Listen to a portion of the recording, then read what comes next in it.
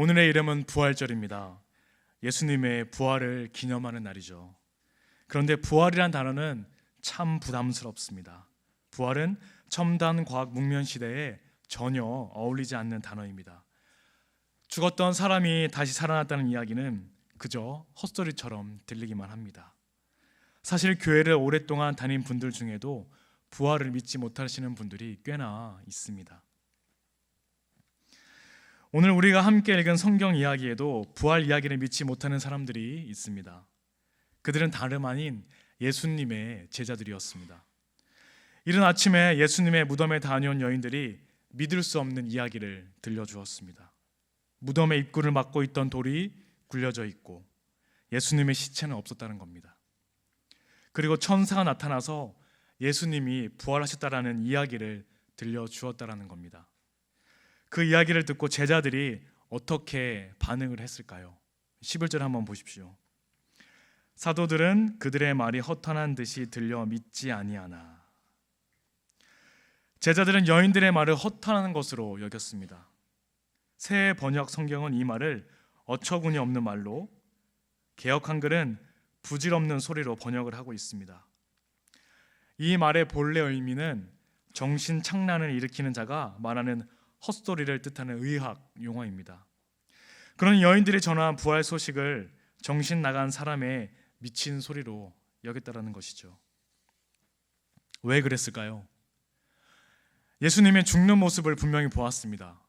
그것도 십자가에서 너무나 처참하게 돌아가셨습니다. 예수님의 죽음도 실망스럽지만 그 예수님을 버린 자신들의 모습도 실망스럽긴 똑같습니다. 이젠 피곤하기만 합니다. 지금 제자들은 그렇게 너무 지쳐 버렸습니다. 그런데 이른 아침부터 흥분한 여인들이 외칩니다. 예수님의 무덤이 텅 비었다라고 말합니다. 천사들을 만났다고 말합니다. 심지어 예수님이 부활했다고 합니다. 하지만 지쳐버린 제자들에게 그것은 미친 소리였습니다. 그러니 여러분이 오늘 부활절의 설교를 들으면서 믿지 못한다고 해도 전혀 이상할 것이 없습니다. 교회를 오래 다니시는 분들, 부활에 믿어지십니까? 집에서 소파에 기대어서 쉬고 싶은데 아내 때문에 끌려 나오신 남편들, 부활에 믿어지십니까? 믿어질 수가 없습니다. 그저 미친 소리처럼 들립니다. 맞습니다. 제자들도 믿지 못한 것을 우리가 어떻게 믿겠습니까? 다만 그럼에도 한 가지는 분명합니다. 만에 하나라도 부활이 사실이라면 예수님은 진짜 그리스도시요 구원자요 하나님의 아들이 됩니다.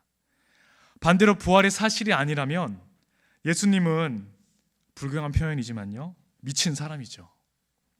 헛소리하는 사람입니다.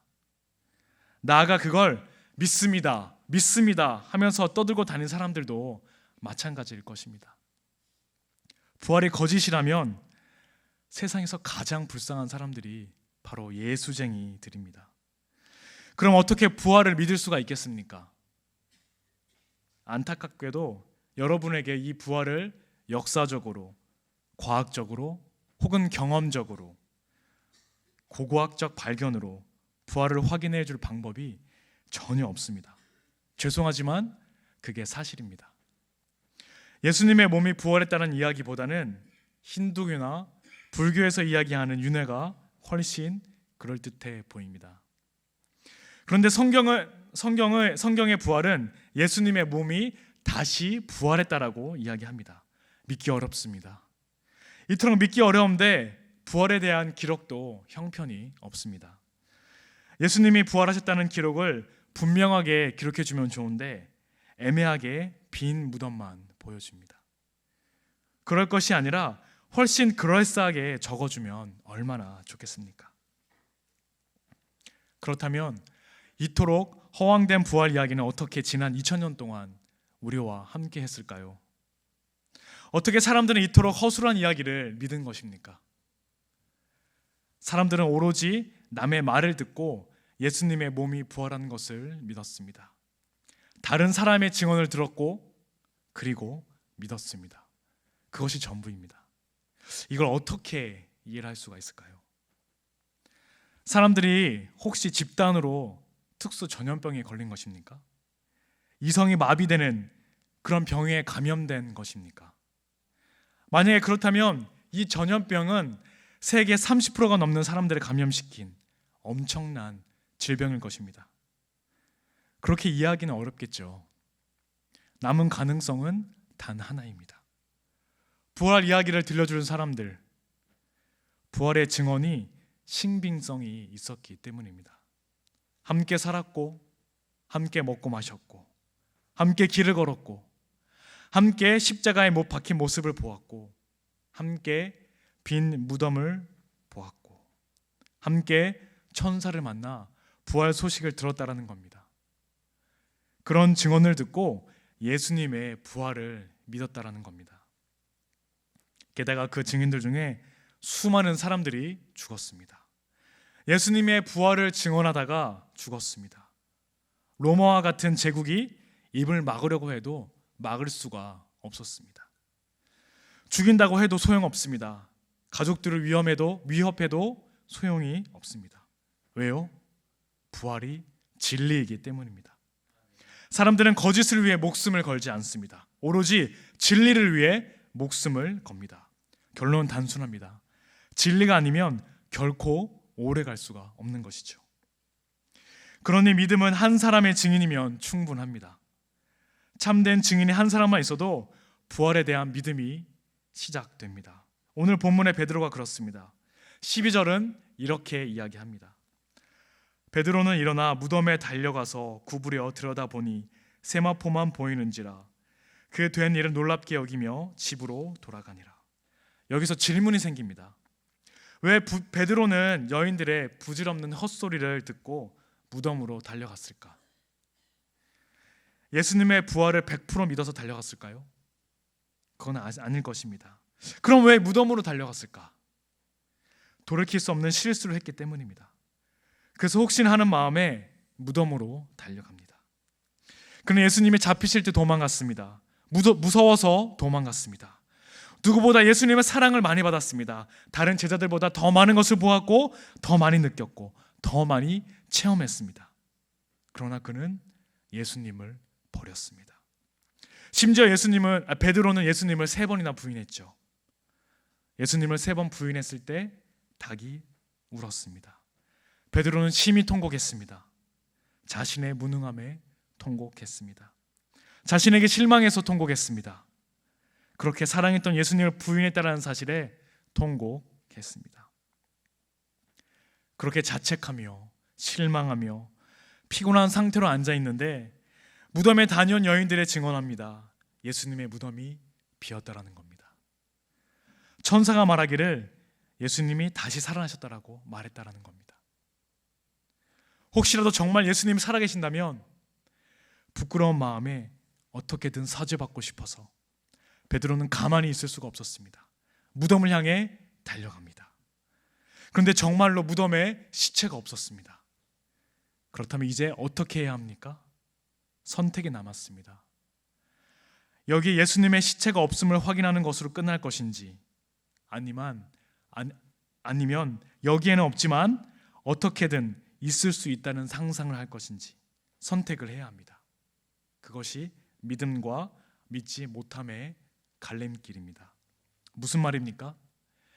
믿음이 없는 사람들은 빈 무덤을 확인하고 여기 시체가 없음을 단언합니다. 그런데 믿음의 사람들은 다르죠.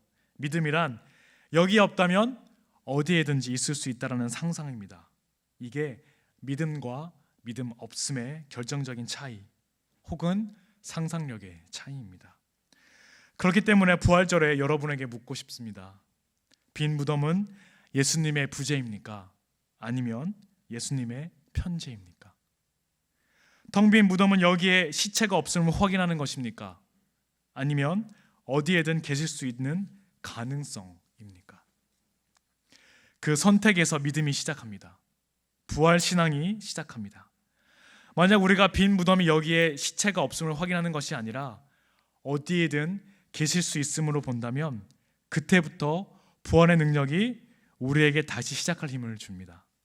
베드로가 그렇습니다. 베드로는 빈 무덤을 보고 여기 없음이 아니라 어디에든 계실 수 있다는 그 믿음의 상상력을 하기 시작한 겁니다. 그 부활에 대한 믿음이 베드로를 다시 시작하게 만들었습니다. 달리 말하면 베드로는 이제야 비로소 속이 텅 빈 피리가 된 것입니다. 피리가 아름다운 소리를 내려면 비어 있어야 합니다. 피리, 플룻, 리코더 이런 악기들은 다 그렇습니다. 텅 비어 있어야 아름다운 소리를 낼 수가 있는 것이죠. 우리 신앙이 그렇다라는 말입니다.